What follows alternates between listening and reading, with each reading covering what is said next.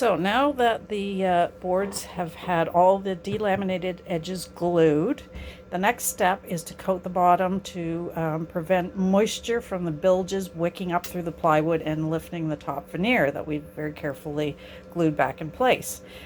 You can varnish these boards, all surfaces if you want. What we have decided to do, and what is a little better way to do it, is using epoxy, and we've decided to go with the West system, the 205. It's the fast hardening. We purchased the pumps, and those I highly advise that. What they do is you put in equal pumps from each container, and it automatically does the correct proportion of resin to hardener. You don't have to think about it, you don't have to measure. The resin will be applied with a foam roller. Now, these foam rollers are probably double the thickness of what they recommend, but they are what we can get here locally, so we're going with that. I'm just going to show you the boards that we did last night.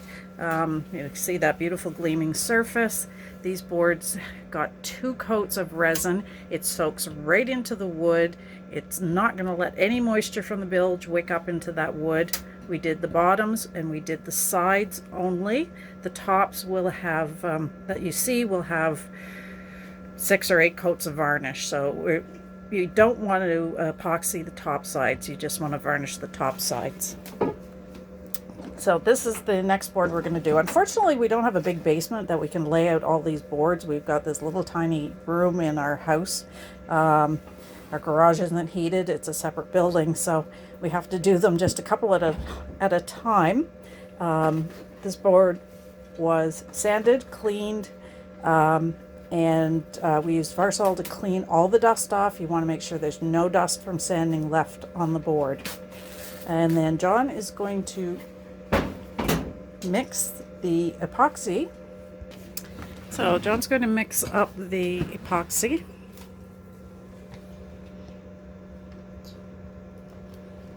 You do a full pump, make sure you get the exact right amount. It's just using 2 pumps of each because we've just got the one board.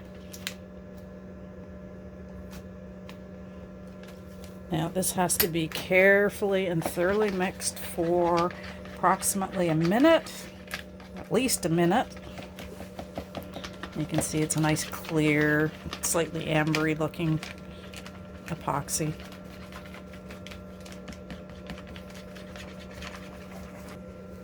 All right, that's all mixed up now. Now you want to put a nice thin coat. You want to coat your roller really well. We're using a little plastic sheet to line this because that's VC17 in the bottom, and we really don't want VC17 mixed in. So you work with the grain. You want to put a thin coat, but make sure you cover all the surfaces and get into all the little cracks and grooves and imperfections in the wood. We don't really care what this looks like because this is not a side that you're really going to ever see. But you want it thoroughly sealed so that the wood doesn't come in and lift that, or the water doesn't come in and lift that veneer.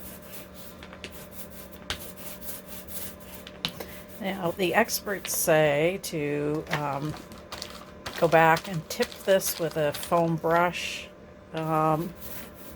We really don't care what the surface looks like. If you were going to paint this, or if this was something you were looking at, sure, you'd want to do that. You want to make sure that it was as beautiful and smooth, because a roller's going to leave kind of that orange peel type of finish on this. But again, it's the bottom side of the boards. Don't really care.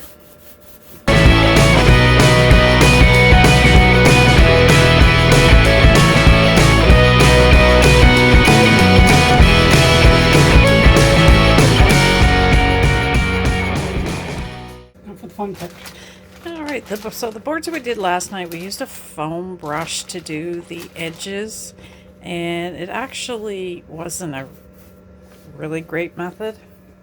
Just using the roller seemed to work much better for doing the second coat, and was less likely to get the epoxy kind of smearing around the edge, you want to be really careful that it doesn't smear on the top edge, because you're going to have to sand that off when you go to put the varnish on.